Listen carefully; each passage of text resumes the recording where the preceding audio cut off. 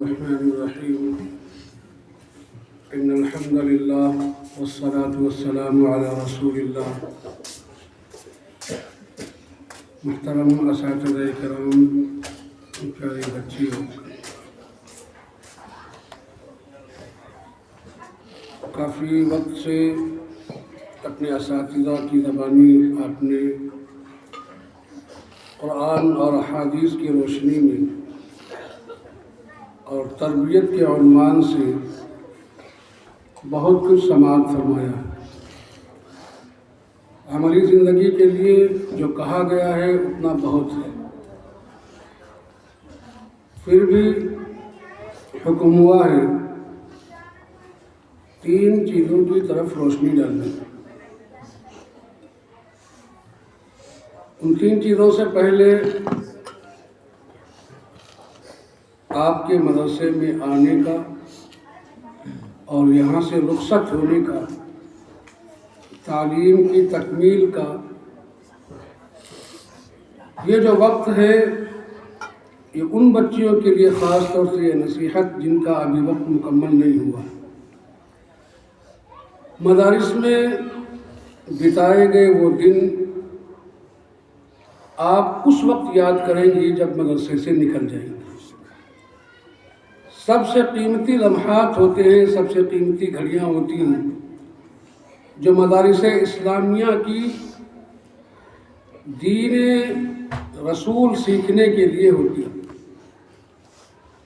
اور انہی ایام میں یہ کہوں گا کہ سب سے بری وہ گھڑیاں ہوتی ہیں اور سب سے بری وہ ساعتیں ہوتی ہیں جو مدارس اسلامیہ میں ان بچوں کی گزرتی ہیں جن کو ان کے جو آبا اور اجداد نے، والدین نے مدرسے میں تو بھیجا، لیکن انہوں نے اپنے مشن کو نہ سمجھا اور نہ ہی اس پر عمل کیا۔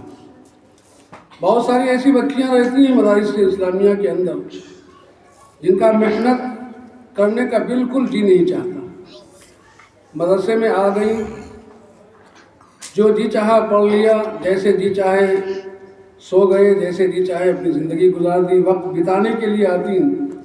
یہ جو وقت گزاری ہے یہ اس وقت یاد آئے گا جب آپ یہاں سے نکل کر کے اپنے گھروں پہ پہنچیں، کیونکہ آپ کا اور ہمارا دونوں کا ایک سماج سے واسطہ پڑے گا، اور وہ سماج پڑھے لکھے لوگوں کو جلدی معاف نہیں کرتا۔ چھوٹی سے چھوٹی غلطی کو بڑی غلطی پیش کر کے سماج میں عزتیں اچھال دی جاتی ہیں، اور بڑی سی بڑی نیکیاں کرنے والے کو بھی یہ سماج بہت زیادہ مقبولیت نہیں دیتا۔ اس لیے سب سے پہلے ہمیں جو بھی کرنا ہے وہ اپنے رب کے لیے کرنا ہے، اور پڑھنا ہے تو اپنی زندگی کے لیے اور اپنے رب کو راضی کرنے کے لیے۔ جو بچیاں ہماری فارغ نہیں ہو رہی ہیں، ابھی ان کے لیے 2 3 4 سال باقی ہیں، ان سے سب سے پہلی یہ درخواست ہے کہ آپ آئندہ کے لیے اپنا لائحہ عمل تیار کریں کہ ہمیں ہمارے والدین نے جو وقت دیا ہوا ہے اس کو انشاءاللہ انہماک کے ساتھ اور محنت اور جدوجہد کے ساتھ میں لگانا ہے، تاکہ آپ ایک کامیاب عالمہ اور فاضلہ بن سکیں۔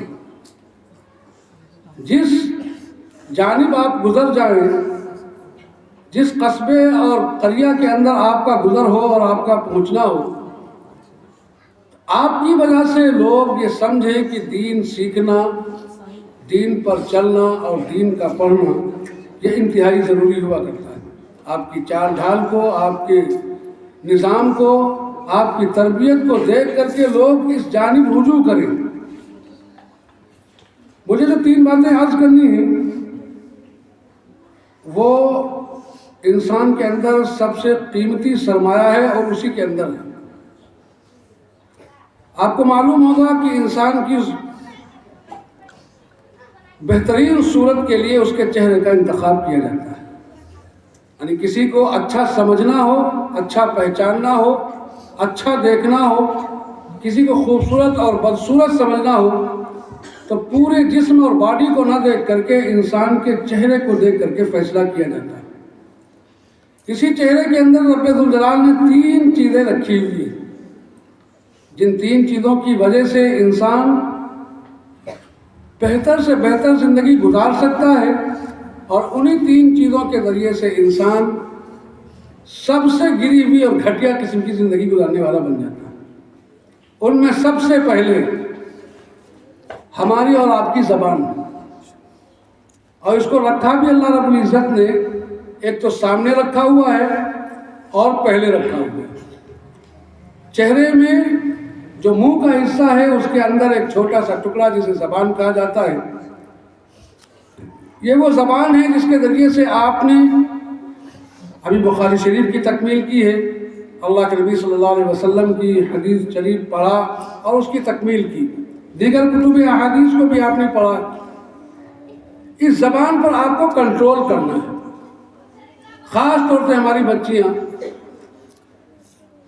جو بڑی ہو جاتی ہیں اور شادی کے بعد میں ان کا سلسلہ اپنا سسرالی بنتا ہے، وہاں پر اسی سے مات کھا جاتی ہے۔ جب بچیاں زبان دراز ہوں گی، عورتیں خامخواہ کے لیے بولیں گی، تو اس سے ان کا نقصان ہوگا، دوسرے کا نہیں۔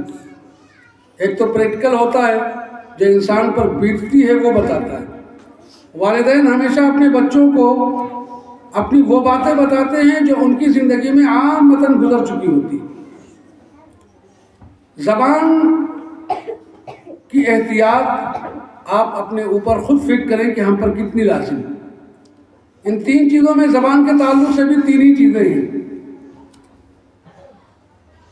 زبان کے تعلق سے وہ 3 چیزیں: کب بولنا نمبر 1، کتنا بولنا نمبر 2، اور کہاں بولنا نمبر 3۔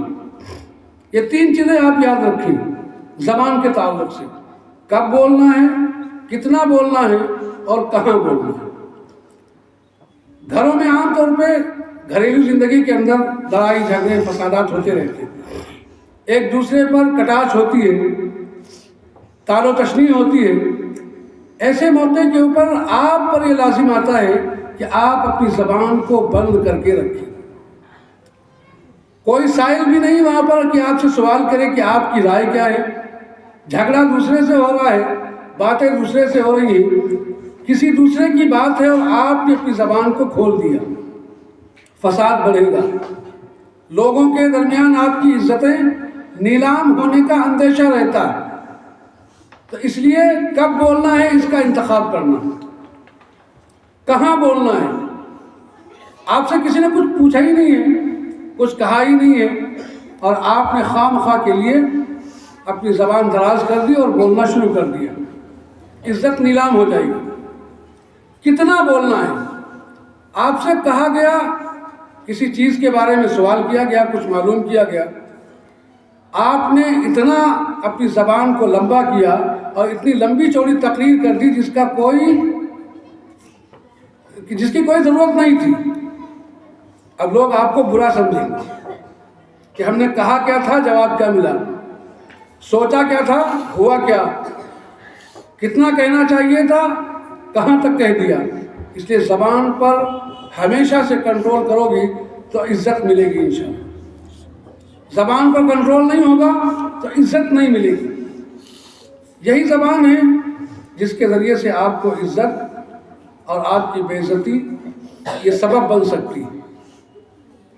صبح سویرے اٹھنا، قرآن کریم کی تلاوت کرنا، ناشتے وغیرہ کو تیار کرنا، اور پھر زندگی کا ایک معمول بنا کر کے رکھنا کہ ہمیں کب کیا کرنا ہے، کہاں بولنا، کتنا بولنا ہے، کیسے بولنا ہے۔ کوئی بھی ہو اس کے سامنے بڑی میٹھی آواز میں بولیں اور تھوڑا سا جھک کر کے بولیں۔ لچک ہو آپ کے اندر تو رشتے بہت دور تک جاتے ہیں، بہت دیر تک چلتے ہیں۔ اور اگر لچک نہیں ہوگی، زبان میں کڑواہٹ ہوگی اور بولنے میں احتیاط نہیں ہوگی تو آپ کی اور آپ کے آنے والی نسلوں کی تباہی اور بربادی کا سبب بن جائے گا۔ نمبر 2، اسی چہرے کے اندر اللہ رب العزت نے آپ کے آنکھ دے رکھی ہے۔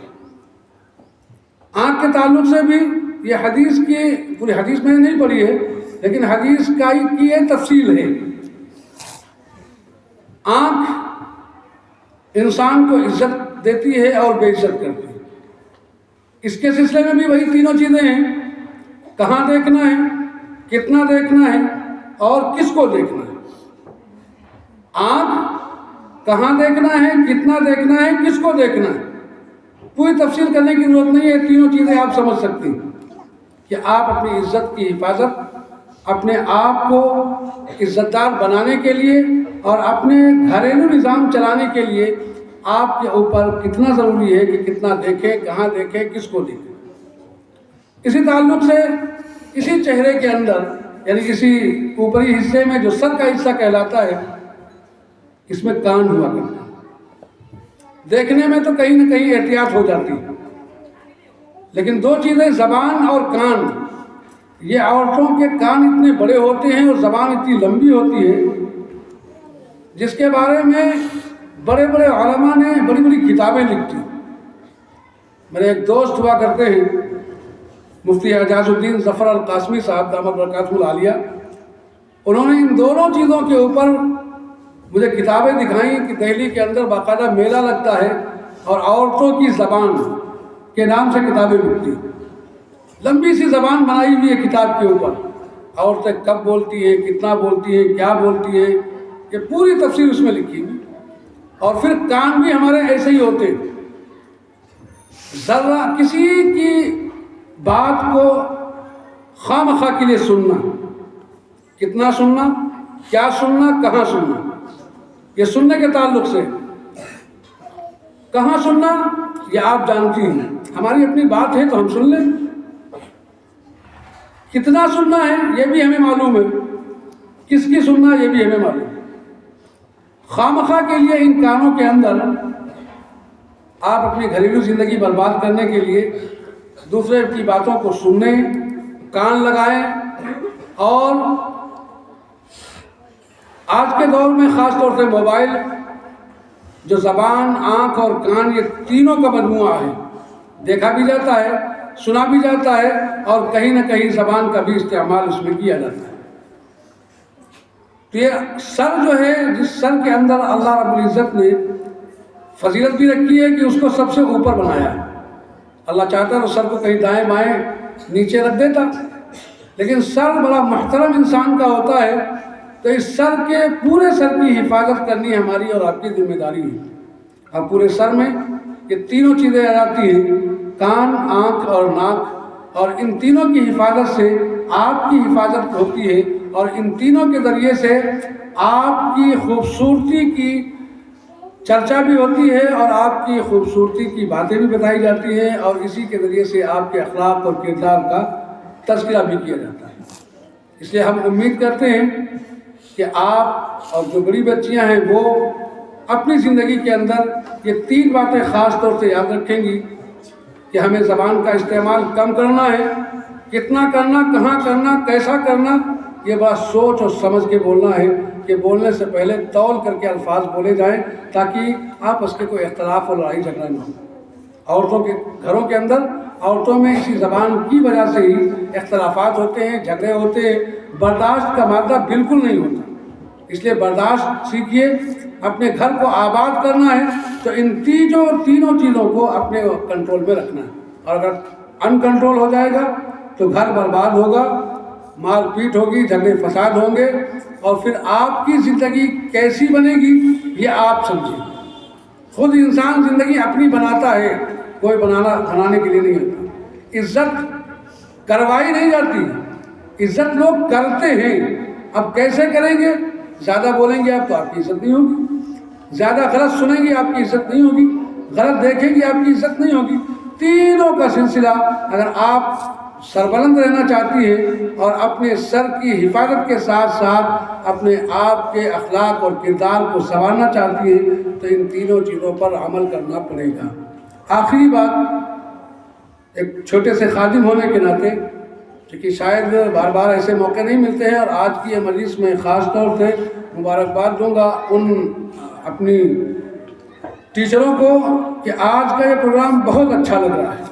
عام طور پہ کوئی پروگرام مدرسے میں ہوتا ہے تو بچیوں کی آوازیں بہت آتی ہیں، لیکن آج اللہ کا فضل ہے کس انداز میں سیٹ کیا ہے مفتی اسعد صاحب دامت برکاتہ العالیہ نے اور ہماری ٹیچروں نے کس انداز سے اس مجلس کو سنبھالا ہوا ہے کہ اللہ کا فضل ہے اب تک کہ کسی بچی کی آواز نہیں آئی.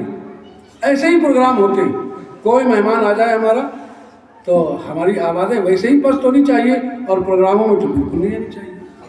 اس لیے آخر میں ایک چھوٹے سے خادم ہونے کے ناطے آپ سے بھی میں معذرت خواہ ہوں کہ جیسی آپ کی خدمت کرنی چاہیے تھی، آپ کے لیے ہمیں کمرے دینے چاہیے تھے، آپ کی تعلیم کا نظم کرنا چاہیے تھا، بڑی کوششوں کے باوجود اس انداز میں نہ کر سکے جس انداز میں میرا جی چاہتا. کھانے کا نظم ہو یا رہائش کا نظم ہو، چونکہ نوخیز ادارہ ہے، ابھی 6 سال مکمل بھی نہیں ہوئے ہیں غالباً، اور 6 سال کے اندر ہم کیا کر سکتے تھے، کتنا کر سکتے تھے، یہ آپ نے دعائیں کی مدرسے کے لیے. میں جانتا ہوں بہت سی ایسی بچیاں ہیں جو تہجد میں ماشاءاللہ برابر اٹھتی ہیں اور وہ دعائیں کرتی ہیں ادارے کے لیے، ہمارے اساتذہ دعائیں کرتے ہیں. آپ کی اساتذہ کی دعاؤں کا ثمرہ ہے اور بالخصوص قرآن مقدس کی تعلیم اور احادیث شریفہ کی تعلیم کا یہ نتیجہ ہے کہ آج پورے سیتاپور ضلع کے اندر میں سمجھتا ہوں کسی ادارے میں اتنے بچے اور بچیاں نہیں ہوں گی جو برسوں سے چل رہے ہیں. یہ فخر کی بات نہیں ہے بلکہ ہمارے اکابر اور اساتذہ اور آپ کی محنتوں کا ثمرہ ہے کہ 6 سال کی مدت میں جس ادارے نے اپنے ادارے کے اندر 25 سے زائد کمروں پر مشتمل 3-4 بڑے ہال اور 3 منزل عمارت کے ساتھ ساتھ باقاعدہ ہر سال کہیں نہ کہیں طالبات اور طلباء عزیز فارغ ہوتے آ رہے ہیں. یہ بڑا کام ہے، اس میں میرا کوئی دخل نہیں ہے، یہ اللہ جانتا ہے. میں محتمم بننے کے لیے نہ پہلے خواہش مند تھا نہ آج ہوں. میں ایک خادم کی حیثیت سے رکھتا ہوں تاکہ اپنے اساتذہ کی اور اپنے بچوں کی خدمت کر سکوں. یہ میرا اپنا مزاج ہے، اسی انداز میں رہتا ہوں. اس سے میری عزت کوئی گھٹ نہیں جاتی. بات بتا کچھ بچیوں نے بھی کہا کہ ماں صاحب تھوڑا محتمم صاحب بن کے رہیں. محتمم صاحب بن کے رہنے میں کوئی فائدہ نہیں ہوتا.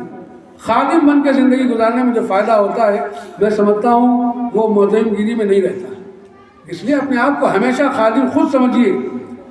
آپ کے تعلق سے جیسے میں نے اپنی زندگی گزاری ہے آپ کی خدمت کے لیے، آپ کی تمام ضروریات کا تکفل کیا ہے، کوشش کی ہے میں نے جیسا بھی ہو سکا ہے. آپ اپنے گھر جائیں، کوئی چائے مانگے تو یہ کہ 2 اور 3 اور 4 بہویں گھر کے اندر ہوں اور وہ یہ سب سوچنے لگے کہ وہ بنا کے لائیں گی وہ بنا کے لائیں گی. نہیں، ہمارا پہلا فریضہ بنتا ہے کہ ادھر آواز نکلے ہم پہلے نمبر پہ کھڑے ہو جائیں. ہم اپنے اساتذہ کو چائے دینے میں اگر آر محسوس کریں تو ہم پھر ذمہ دار نہیں ہیں. آپ اپنے گھر کو چلانے کے لیے اگر اپنے گھر کے یا کسی فرد کو یا آئے ہوئے مہمان کا ناشتہ لگا دیں، ان کا کھانا پکا دیں تو یہ آپ کے لیے آر کی چیز نہیں ہے بلکہ یہ تو خوش قسمتی ہے کہ اللہ رب العزت نے آپ کو اور ہم کو خدمت کے لیے قبول فرما لیا. انہی خدمات کی بنیاد پر اللہ ہمیں عزتوں سے نوازے گا اور جو اصل مشن ہے اور مقصد ہے وہ ہے اللہ کو راضی کرنا اور رضامندی کے بعد جنت میں مسکراتے ہوئے جانا. یہ ہے اصل.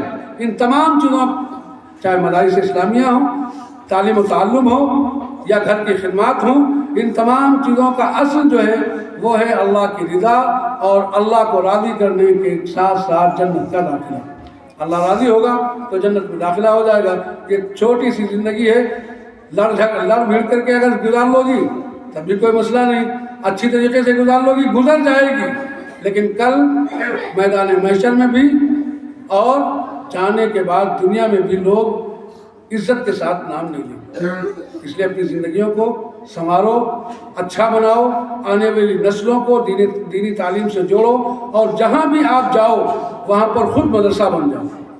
جہاں جاؤ اپنے گھر پہ رہو، اپنے گھر کو مدرسہ بنا دو، محلے کو مدرسہ بنا دو، اپنے گاؤں کو مدرسہ بنا دو. یہ سوچو کہ ہم سے اگر کسی شخص نے صرف الف لام میم پڑھ لیا تو اس کا ثواب اتنا ہے کہ زمین اور آسمان بھر جائیں گے اگر واقعی سچائی. چونکہ یہ قرآن ہے. ایک آیت سکھا دیں گی آپ، ایک رکوع پڑھا دیں گی، ایک صحیح مسئلہ بتا دیں گی اور اس کے ذریعے سے اس کی زندگی سمجھ جائے گی تو انشاءاللہ العزیز آپ کو جنت میں جانے سے کوئی نہیں روک سکتا. آپ اپنے مدرسے کے لیے، اپنے اساتذہ کے لیے ہمیشہ دعا کرتی رہیں کہ جو کچھ ہمیں ملا ہے یہ انہی کی بدولت ملا ہے. میں جب دارالعلوم دیوبند سے فارغ ہو کے نکلا تھا تو یہ سچائی تھی کہ کعبۃ اللہ کو چوما جاتا ہے، کسی در و دیوار کو چومنا منع کیا گیا، لیکن فرض محبت میں دار حدیث کو چوم کر کے آیا۔ اس لیے کہ اس ادارے کے اندر رہ کر کے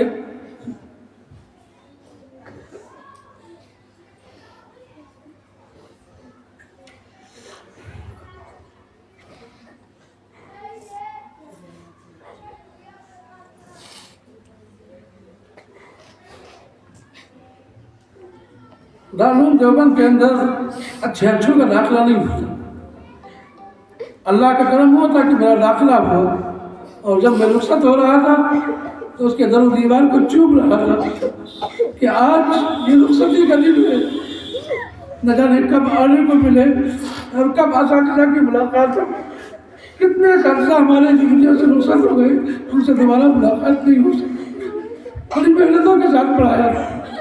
اس لیے ادارے سے محبت کیجیے۔ آپ کے اوپر جو تکلیفیں آئیں گے وہ اس وجہ سے آئیں کہ ابھی ہم بھی نئے، ادارہ بھی نیا، اور اتنے حالات ہمارے صحیح نہیں رہے۔ جیسی بھی کمیاں آئی ہیں اس کے لیے میں خود مجرم ہوں، جس کے لیے میں معافی چاہتا ہوں، اساتذہ سے بھی، طالبات سے بھی۔ لیکن یاد رکھیے کہ جب آپ آئی تھی تو یہاں کچھ نہیں تھا، اور آپ جا رہی ہیں پڑھ کر کے، اللہ نے اتنا آپ کو دے رکھا ہے جس کا میں خود اللہ رب العزت سے بار تک خود کہتا ہوں کہ اللہ اتنا کیسے ہو گیا۔ دارالعلوم دیوبند بھی جب شروع ہوا تھا تو ایک انار کا درخت تھا، وہی چھاؤں تھی، وہی چھت تھی، اور وہاں 2 محمود نام سے پڑھنے اور پڑھانے والے تھے۔ آج پوری دنیا کے اندر چمکا ہے، لیکن وہ جو محمود تھے وہ محمود صفت تھے، ان کی صفات بھی محمودہ تھی۔ اس بنیاد پر وہ ادارہ چمکا۔ ہم آپ سے بھی اپنے ادارے کے لیے یہی درخواست کریں گے کہ ادارہ چمک سکتا ہے تو آپ کی ذریعے سے، آپ کی زبان کے ذریعے سے جہاں جائیں گے ادارے کی نیک نامی کا سبب بنے گی، تو لوگ ادارے کی طرف آئیں گے، اس کو چندہ بھی دیں گے اور اپنی بچیوں کو اور بچوں کو بھیجیں گے بھی، اور پھر یہ انشاءاللہ ادارہ جو میرے ذہن کے اندر ہے، جہاں تک میں لے جانا چاہتا ہوں، اللہ عمر دے گا اور توفیق دے گا، تو انشاءاللہ العزیز میرے مرنے کے بعد صحیح کہیں نہ کہیں اللہ رب العزت کی ذات سے امید ہے کہ جو میرے دل کے اندر ہے وہ اللہ کر کے دکھائے گا اور مکمل کرے گا انشاءاللہ العزیز۔ اللہ عمل کی توفیق میں رحمت فرمائے۔ وآخر دعوانا الحمدللہ رب العالمین۔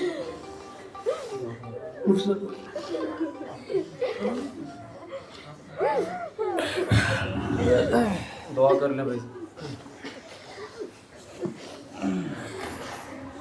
الحمدللہ رب العالمین، والصلاة والسلام علی سید الانبیاء والمرسلین، لا الہ الا انت سبحانک انی کنت من الظالمین، یا حی یا قیوم برحمتک استغیث واصلح لی شأنی کلہ ولا تکلنی الی نفسی طرفۃ عین ابدا ولا تکلنی الی نفسی طرفۃ عین ابدا۔ اللہم اغفر لی وارحمنی وارزقنی واعطنی کتابی بیمینی، اللہم لا تعطنی کتابی بشمالی ولا وراء ظہری، اللہم حاسبنی حسابا یسیرا، اللہم حاسبنی حسابا یسیرا، سبحان اللہ بکرۃ واصیلا، والحمد للہ حمدا کثیرا کثیرا۔ اے اللہ ہم سب کے گناہوں کو معاف فرما، مولا کریم خطاؤں کو درگزر فرما۔ اے اللہ اس مختصر سی طالبات کی مجلس کو اور ختم بخاری کی تقریب کو قبول فرما۔ اے اللہ جو کچھ پڑھا گیا ہے اس کو یاد رکھنے کی توفیق نصیب فرما۔ اے اللہ جو پڑھنے میں، پڑھانے میں غلطیاں، کوتاہیاں، خامیاں ہمیں مولا کریم انہیں معاف فرما دے۔ اے اللہ انہیں معاف فرما دے۔ اے اللہ یہ ادارہ جس کی بنیاد اکابر نے رکھی، اے اللہ پہلے ہی دن سے تیرے فضل سے، اکابر کی دعاؤں سے، اے اللہ بچیاں اور بچے خوب محنت کر کے پڑھنے اور پڑھانے میں لگ گئے، اور کثیر تعداد بچیوں کی اور بچوں کی فارغ ہو کر کے نکل چکی ہے۔ اللہ یہ بچیاں، چند بچیاں اس سال فارغ ہو رہی ہیں، مولا کریم تیرے حوالے کر کے ان کو فارغ کیا جا رہا ہے۔ اللہ ان کی حفاظت فرما، اللہ ان کے دین کی، ایمان کی سلامتی فرما۔ اے اللہ جو کچھ انہوں نے پڑھا ہے مولا کریم اس دین کو، اس علم کو فروغ دینے کی توفیق بخش دے۔ اے اللہ جتنا پڑھا ہے اس پر عمل کی توفیق اور رحمت فرما دے۔ اے اللہ یہ بچیاں ہیں، کبھی ان سے غلطیاں بھی ہوگی، چوک بھی ہوگی، اے اللہ مدارس کے اندر رہتے ہوئے غلطیاں ہمیں مولا کریم ہم نے معاف کیا، اے اللہ تو بھی معاف فرما دے۔ اللہ بڑا رحیم ہے، تو بھی معاف فرما دے۔ اے اللہ ان کی کمیوں کو، کوتاہیوں کو، غلطیوں کو معاف فرما دے۔ اے اللہ ان کو چمکتا ہوا ستارہ بنا دے۔ اے اللہ دنیا اور آخرت کے اندر روشن ستارہ بنا دے۔ اے اللہ ہر گھر کے اندر مدارس قائم کرنے والا بنا دے۔ اے اللہ خود ایک منتظمہ کے طور پر اے اللہ مدارس اسلامیہ کے قیام کی توفیق نصیب فرما دے۔